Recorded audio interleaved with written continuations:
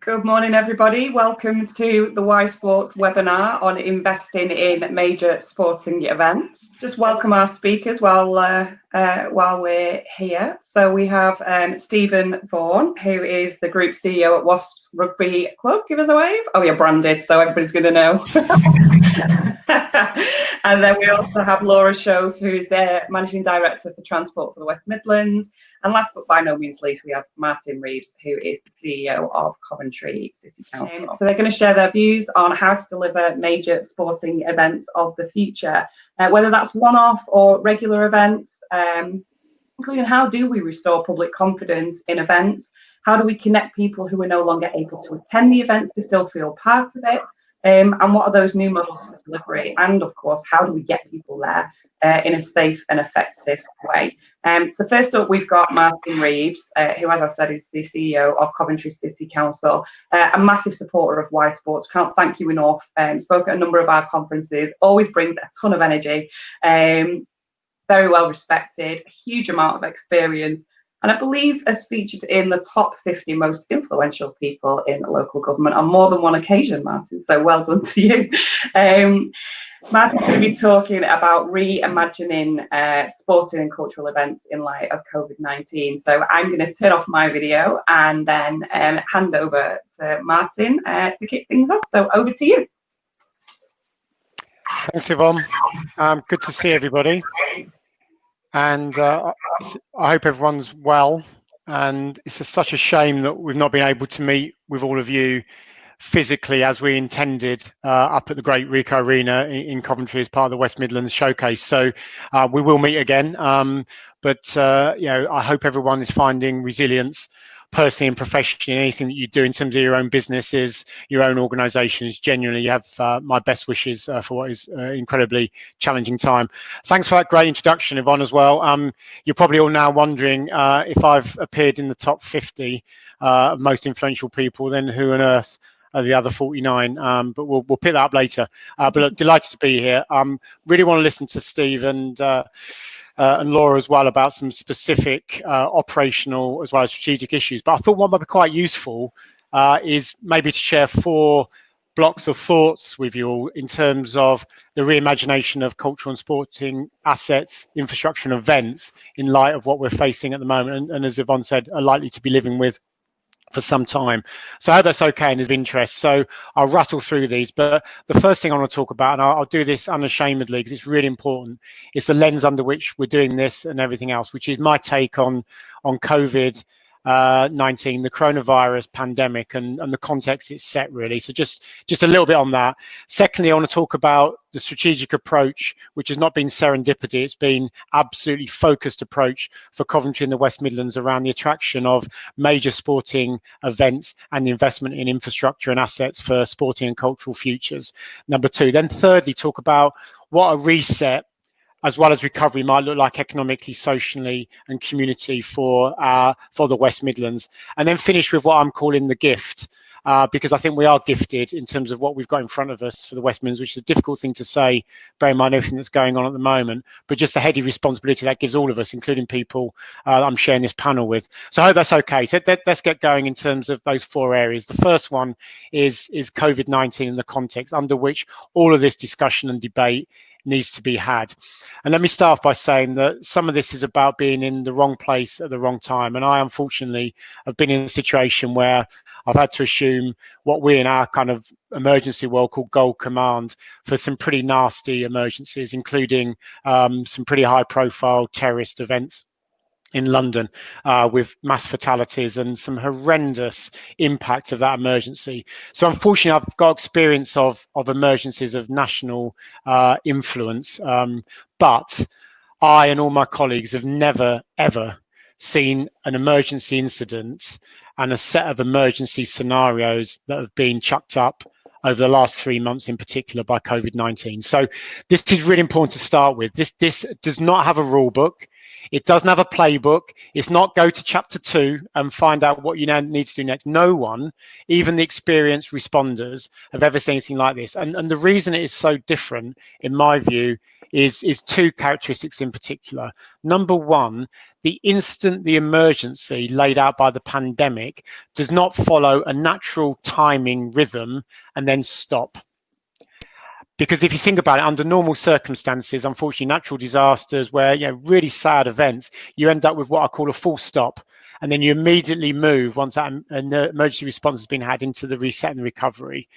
We've not even got a semicolon here in terms of being able to say, well, we think we're through the worst of the incident and the emergency, and the pandemic spike is coming down, so we can start thinking about reset and recovery. And you might say, why am I banging on about this? That characteristic is really important about things like our confidence to move forward, including with mass gatherings. So we're not even able to, if you like, demark the incident from the recovery. That's the first main characteristic, which makes this unique. The second one, which is incredibly important as well, is unlike most others, this has affected and will continue to affect absolutely every aspect of our lives, from our businesses, which we've seen, from our own personal health and well-being, that of our families, that of the way in which physically our buildings, our public spaces are built. I mean, Steve will talk about, a great sporting asset in the Ricoh Arena. Everywhere, transport, that Laura will talk about, there is nothing that literally is immune from either the direct impact of the pandemic or associated impacts. So I just wanted to start by saying, number one, this lens is truly unique and unprecedented. And I know we use those phrases all the time. We used it with Brexit.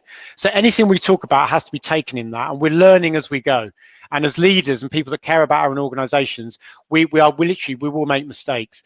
So actually, what we are now facing, which links into, I think, this debate, is something that we should have known before, which is really important, that actually people being together, human contact, the ability to share socially and enjoy experiences with each other has been lost as a result of the pandemic and the lockdown in particular over the last 3 months. So therefore, that has proved to us the importance of bringing people together with shared experiences. And I know we'll come back to that. But also what it's shown is something that Yvonne said, that I've spoken a few times at Y Sports events. And I always say that what is our guilty knowledge is the access to services, to opportunities, to health and well-being have always fallen down unequal lines. There's always been disparity about people that are able to get the great experiences, the great participation in sport, culture and arts, and it's guilty knowledge. Unfortunately, but not necessarily surprisingly, COVID-19 has shown those yawning gaps of inequality and disparity to be even wider than we first anticipated. So anyone that thought that COVID-19 and the impact it's had would be non-discriminatory and would just affect, and irrespective of background, color of skin, race, experience, was clearly not right, and we knew that was not going to be the case. So the other lens to this is that we've got deep structural inequalities which are shouting at us, and we don't need to re-rehearse that. So this is really important time for us to think about what we on this call really care about in terms of being able to bring people together, and actually what the power of sport and culture can really do. But I just think it's even more important that we're honest about the fact that not everyone has been able to access that. And what we've been through together and will continue to be through has probably exacerbated that even more. So I'll come back to Q&A on that, but that's my first point, really, really important.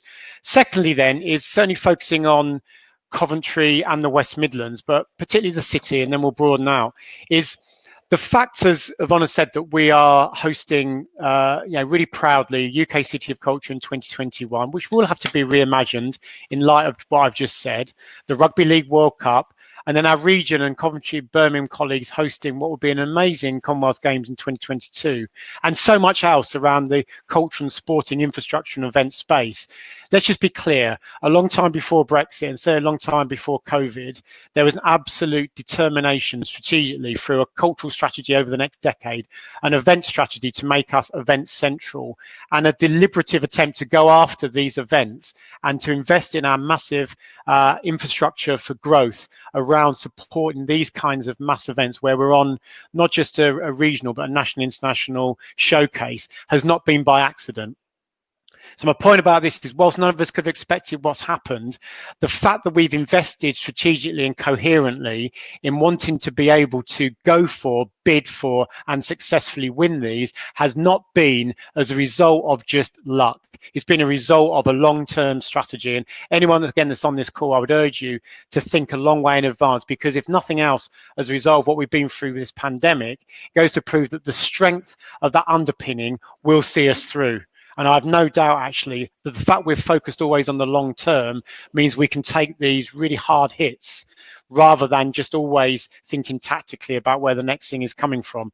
And watch what will happen. And I'm not critical, but if you think as a result of everyone that is trying to understand what the world beyond COVID or living with COVID might look like, they will start to artificially, across the world actually, but including in the UK, start presuming that they can become their own event central, that they can deliver a whole set of amazing international sporting and cultural events.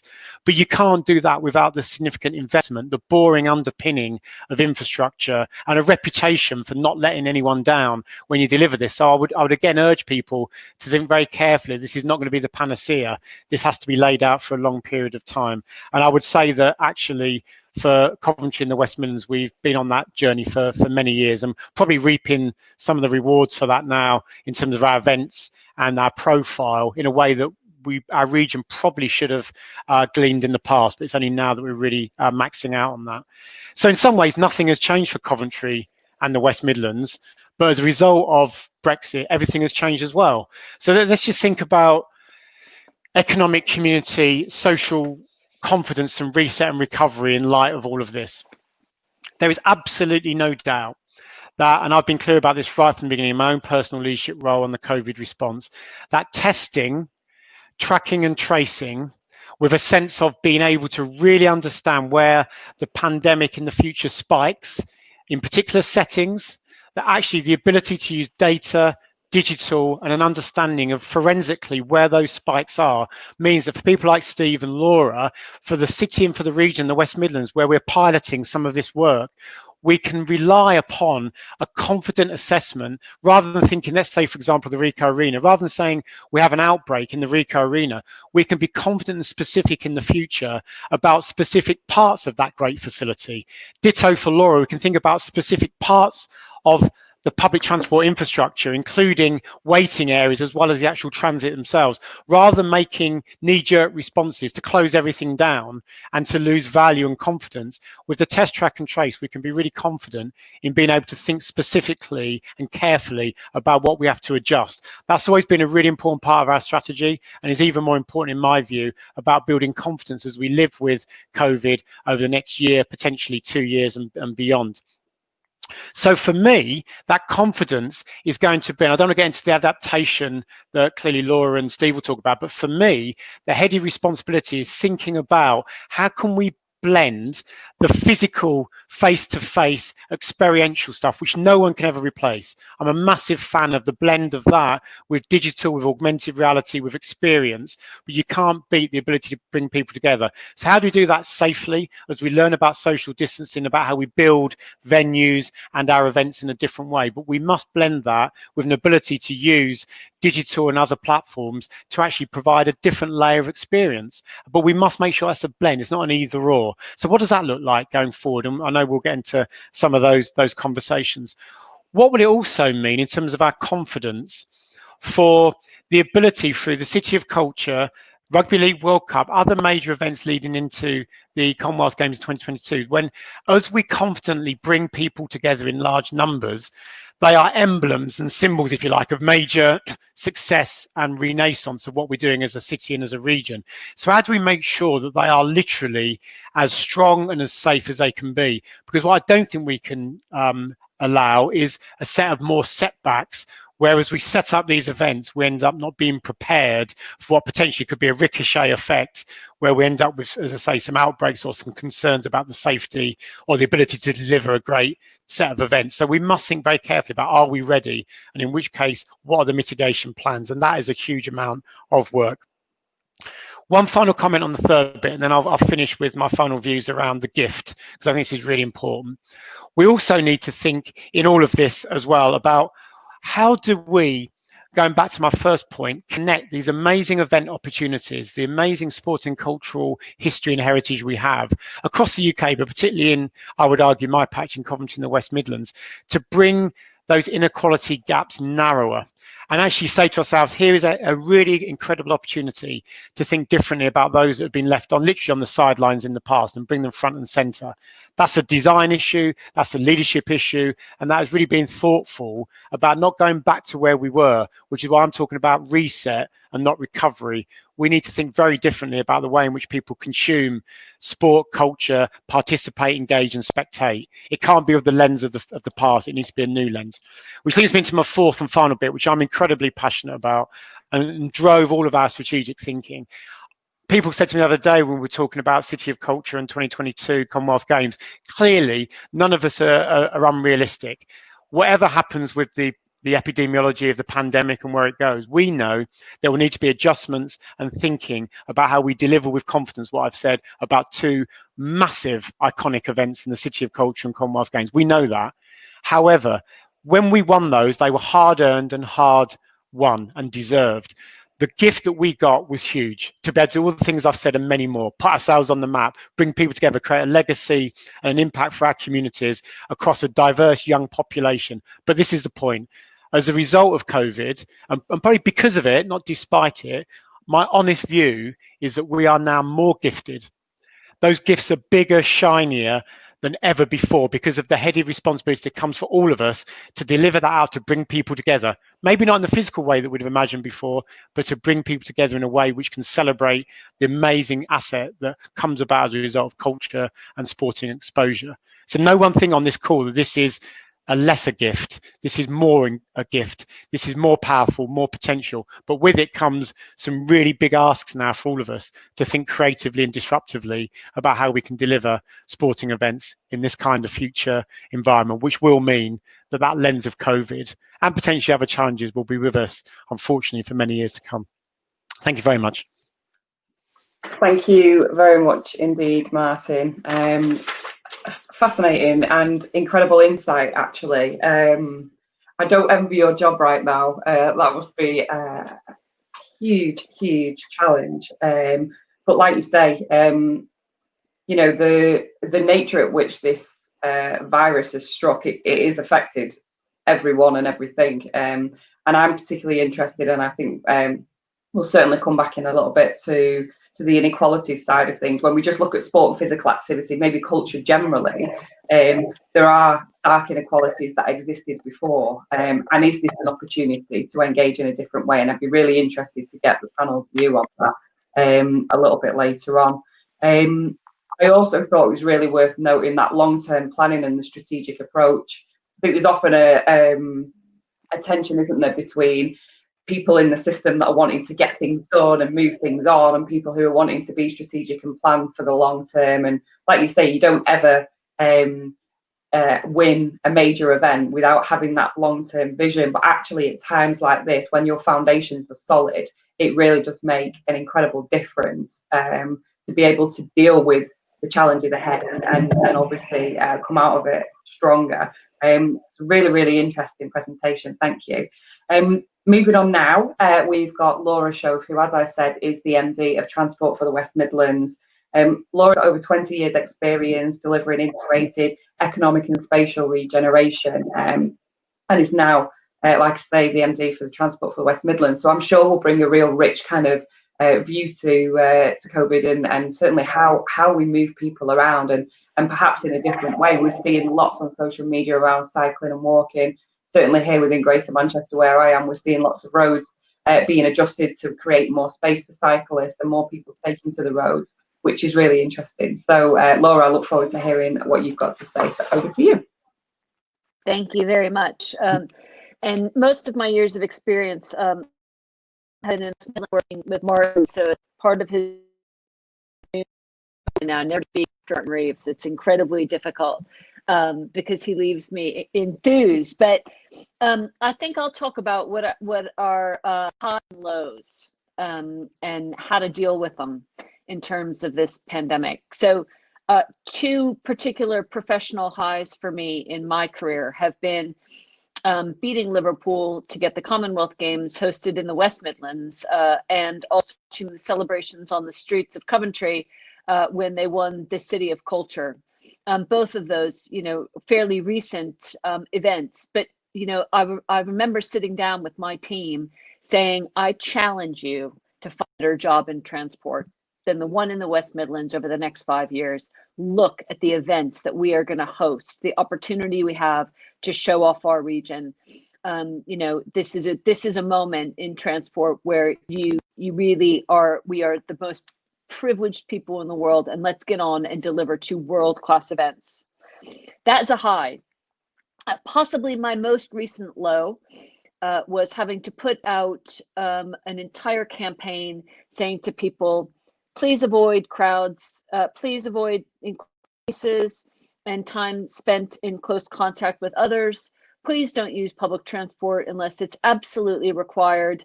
And for most of you, that means please don't use our network. Those are that for somebody who spent a lifetime working in public transport, that has to be one of the low points of my entire career. And it's been interesting because transport is a microcosm, isn't it, of the wider world. And what we've seen in transport is exactly how this disease has manifested itself in a change of behavior. I am a passionate believer in public transport and integrated transport. I think that especially big cities, but most big areas can't work without it. I think it is absolutely required in order to move people to jobs and opportunities. I think public transport is the engine of economic stability and of economic equality in most regions. And mass transit and social distancing are completely incompatible. So we have this really strange moment where we need our cities and our regions to recover. We want everyone to have jobs to come back to have education and opportunities and employment to come back to. But at the moment, if I just use by example the trams of the West Midlands, before COVID, one of our trams could carry 220 people. Now, with 2 meter safe social distancing, one of our trams can carry about 40 people.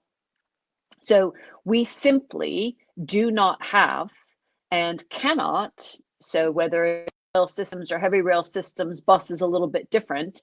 We can't just magic up new trams. If we could, we'd have bought them a long time ago. They don't exist to be bought, or same with train carriages. So we can't magic up capacity onto the network. So we are really in a very strange time where we're running a full network, or as close to a full network as we possibly can, and we are carrying, but at the most, maybe 30% of the passengers that we used to carry. And right after the pandemic started, we saw passengers drop off by 90%. So we've been running a network with nobody on it. And I believe that's the right thing to do, because people who rely on that network, people who don't have cars, people who need public transport to get to the jobs, essential workers, we've seen them continue to travel over this time, and we've had to provide it. But it doesn't bode well when you think about hosting massive events in our region.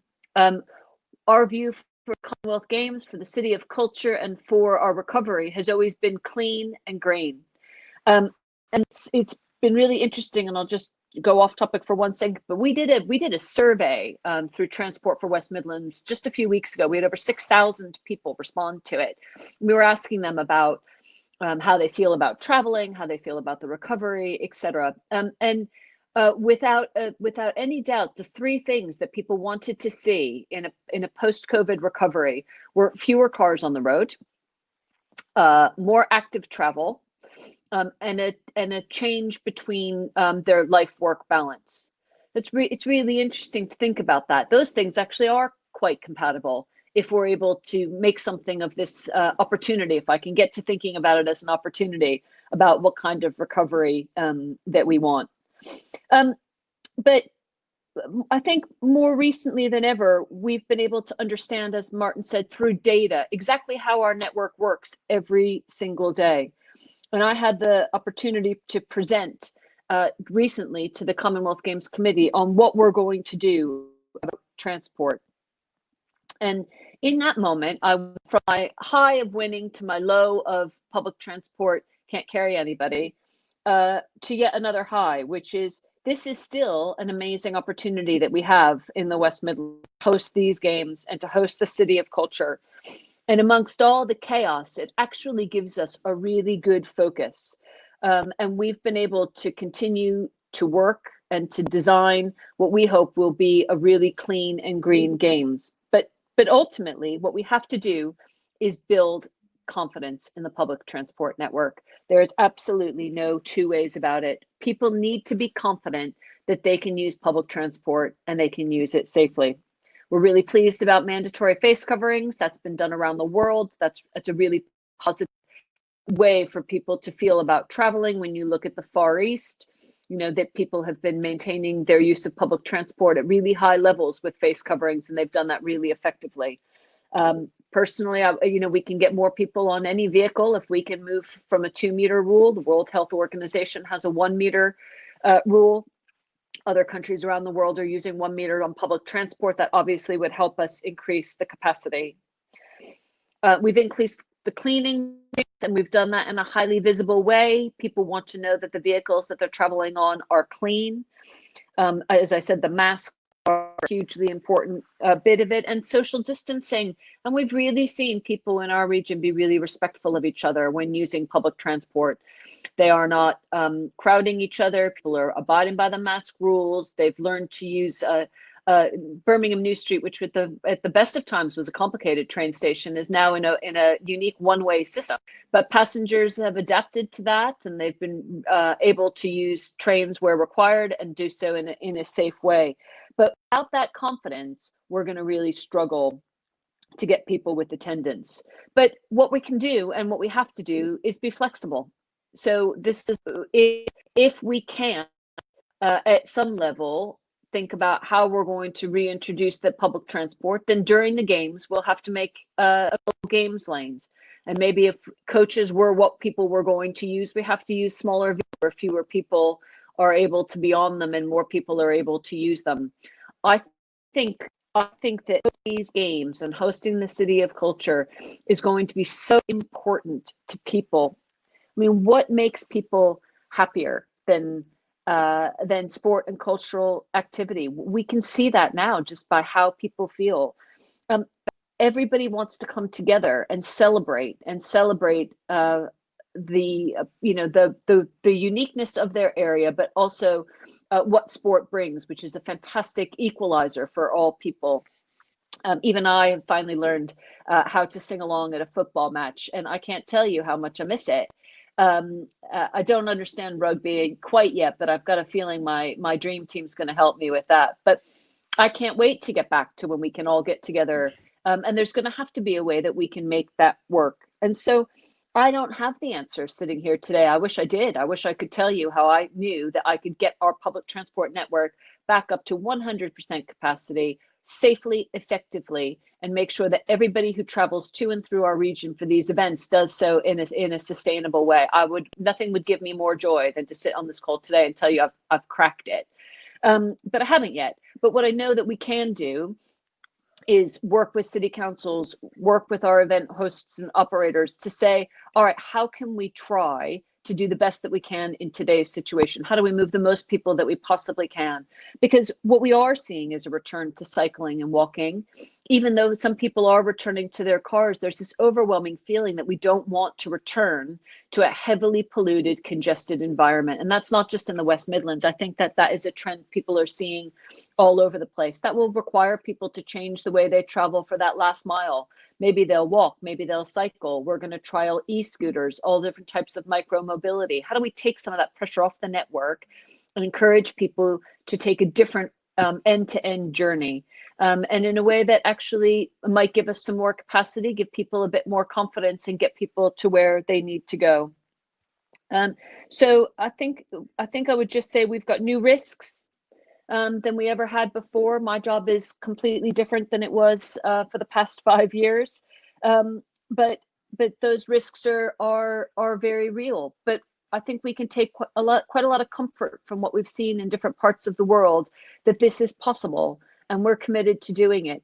And actually having the games in the City of Culture is a really positive thing for us to focus on, is encouraging us to trial new things and think about different ways that we do it. And I know that sometimes people don't like to do things differently than they've done them before, but I'm always positive that if you try 5 new things, and even if only one of those works in a new and different way, it's worth doing. So I'm really curious to hear some of the questions. So I'm going to stop there as well. I hope that gives you an oversight on some of the challenges that we've had. I've tried to keep it optimistic as well, because I do think this is a moment in time, and it will pass. But I'm curious to hear what else is going to be said, and really happy to answer questions. So thank you. Laura, thank you so much. But honestly, actually, I find that really inspiring. A great deal of positivity, which is exactly what is needed right now, and actually builds upon what Martin said earlier around, using the assets that we have and really trying to sort of max out on that. I think from challenges do come opportunities, and nobody kind of innovates when they're in the day-to-day norm. We don't have the time to think about that sort of doing. So I think the opportunity to create innovation and reimagine how we deliver things to give the best service, whilst recognising and not beating ourselves up that we can't get everybody around in the way that we did before, I think is really honest, and I really appreciated that. Also touch upon that notion of the opportunity to celebrate as a region, what incredible things we've got on, like you said as well, with the Rugby League World Cup. That's been in parts of the country, and that's really exciting. And I think these kind of major cultural and sporting events do bring communities together and create that sense of civic pride. And I think, again, that's something I'll touch on in the question. I'm interested in if people have seen a shift around that in localities. So thank you, that was brilliant. Finally, last but not least, we've got Vaughan, who's the Group CEO at Wasps Football Club. So again, no small job, overall responsibility for strategic direction and all concert and hotel business, so a few things to keep you busy there. Joined the Wasps lost for rugby, and he's also on the board of Community Foundation. So, yeah. Hello everyone. Hopefully you can all hear okay. Firstly, I'd just like to. I was quite upset at Martin's boast there that he was one of the top 50 most influential people in the world, or whatever it was. So, I'd just like to point out I've recently been voted in the top 3 most influential people in my household, just beyond my 5-year-old twins. Yeah, that's the kind of guy you're dealing with this morning. So it's lovely to be here. I just must apologise firstly for the hair. If you'd met me 12 weeks ago, I looked a very different man. And I was on a music quiz on Saturday night, and one of my good friends said that I was starting to resemble Claire Balding. I can apologise for the lockdown hair, but I've because of my lockdown hair, I've actually got a few slides to share with you to avert your eyes. So fingers crossed, you've got a slide in front of you at the moment. So I'd like just to talk you through what we're calling Project Restart at Wasps at the moment, and then obviously take any questions at the end. And effectively into 3 parts. So what does the sporting landscape now look like from a wider perspective? What impact, hopefully you'll find it interesting, that's having on our athletes and also on the wider business? And what does the new normal look like? We're all striving for those positives at the moment in a very difficult time. I'm sitting down this evening to talk to all of my players around why pay cuts need to be in place and why we need to change our salary cap going forward, and many other things. It's backed up by very compelling numbers. But these are very difficult conversations, but hopefully I can show you some of the scope and why we're having to do these things in a market which traditionally is a loss-making organisation. I come from a large PLC background, whereas you would never dream of making a loss, but sport is very different, generally with rich benefactors or owners. So it's a very, very different take on life. So firstly, hopefully you can all see that. What do we do for those of you that, like Laura, maybe not rugby aficionados? We're not all about the rugby. In fact, financially, sport takes up about less than a third of the interest of what we create from a revenue perspective. But we have an elite rugby club at the Ricoh Arena. We're currently fifth in the Gallagher Premiership, and we actually had some fantastic momentum before coronavirus kicked in. Hopefully, we can pick up where we left off and try and bring some silverware to the region. We have good attendances. We also have a fantastic netball team as well that have been double champions in the Vitality Super League in the last few seasons, and we host many other sporting events as well, including events we're going to be hosting at the Commonwealth Games as well. So we're very excited about that, and also the Rugby League World Cup.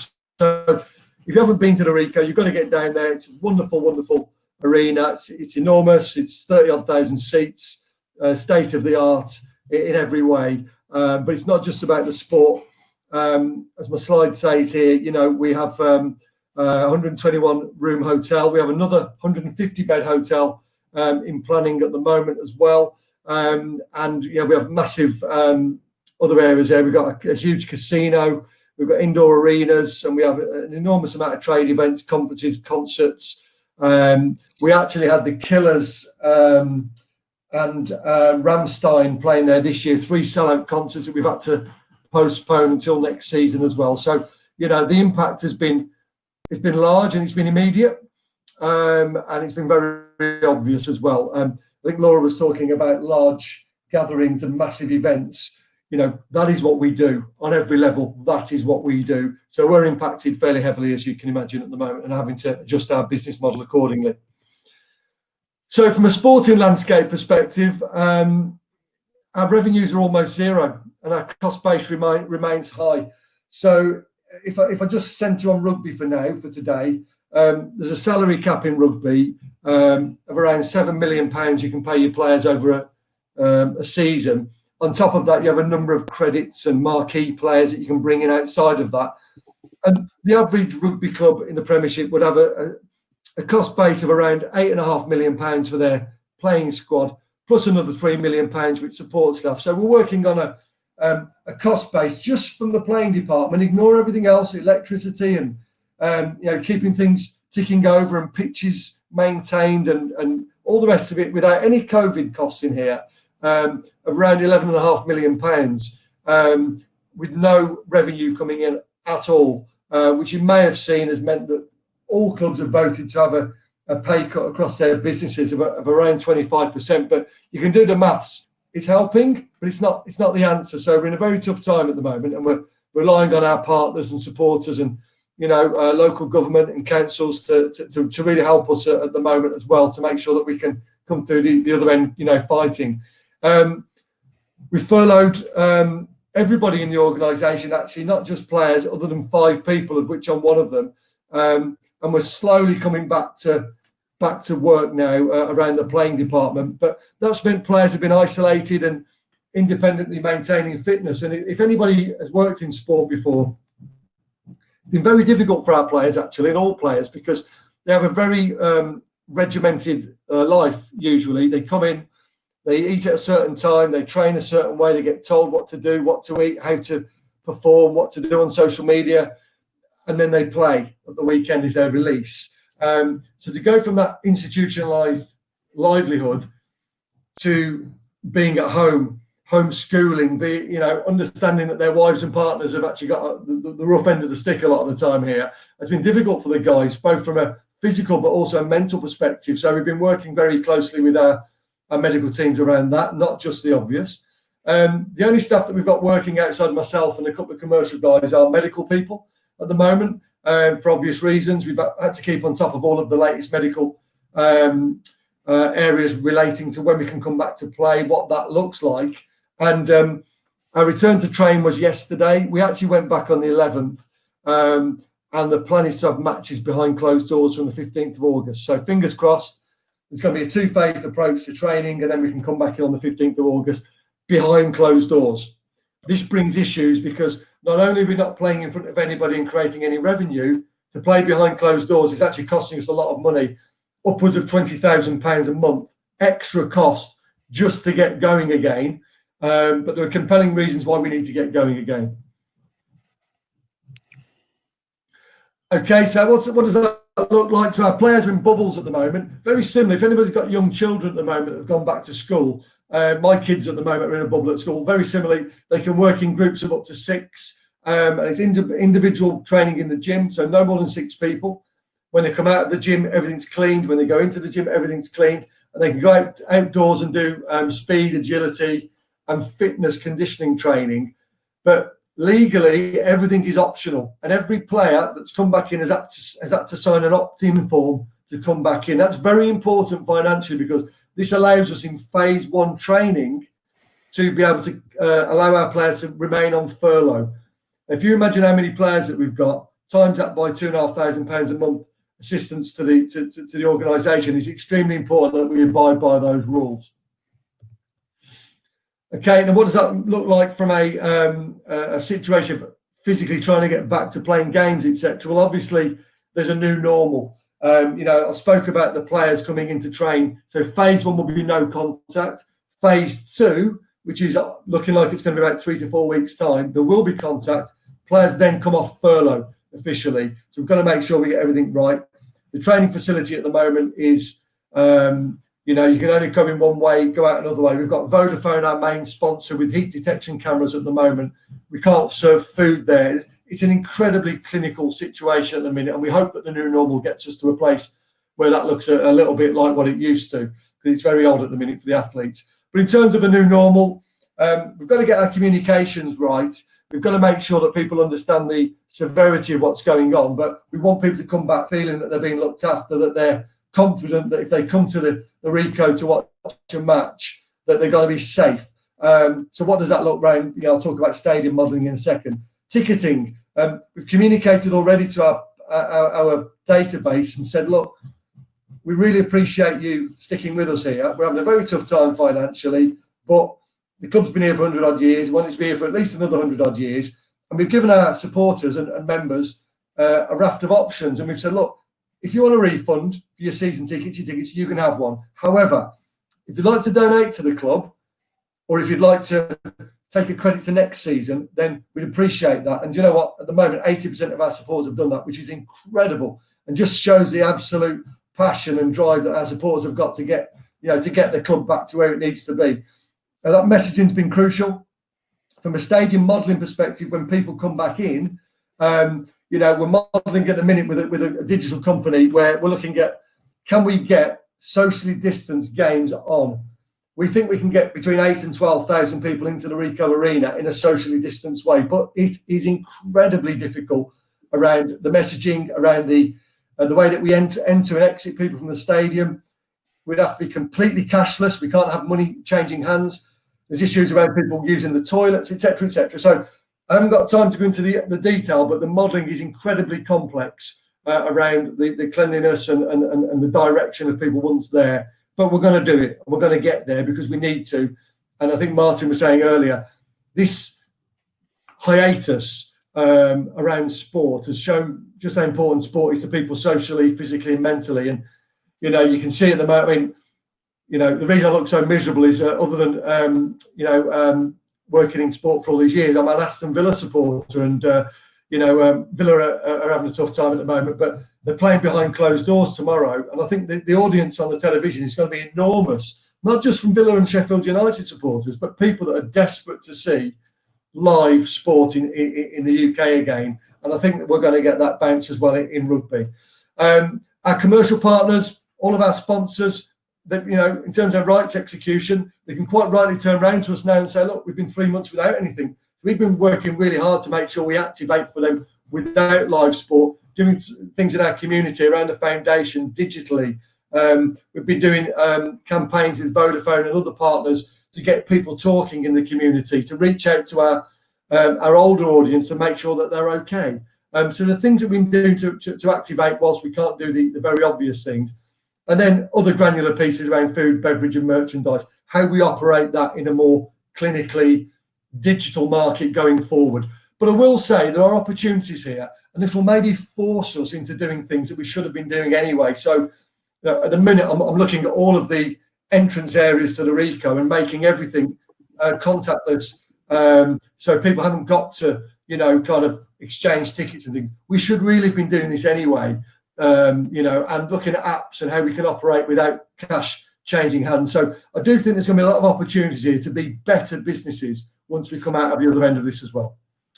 So a big thank you on that. Hopefully I was in 10 minutes, and I'll hand back over.